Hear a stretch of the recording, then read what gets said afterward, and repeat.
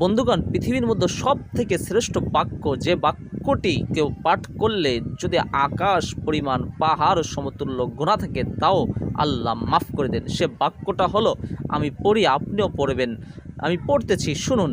লা ইলাহা ইল্লাল্লাহু মুহাম্মাদুর রাসূলুল্লাহ। অর্থ, আল্লাহ ব্যতীত আর কোনো ইবাদতের উপযুক্ত মাবুদ নেই। হযরত মুহাম্মদ মুস্তাফা সাল্লাল্লাহু আলাইহি ওয়াসাল্লাম আল্লাহ তাআলার রাসূল।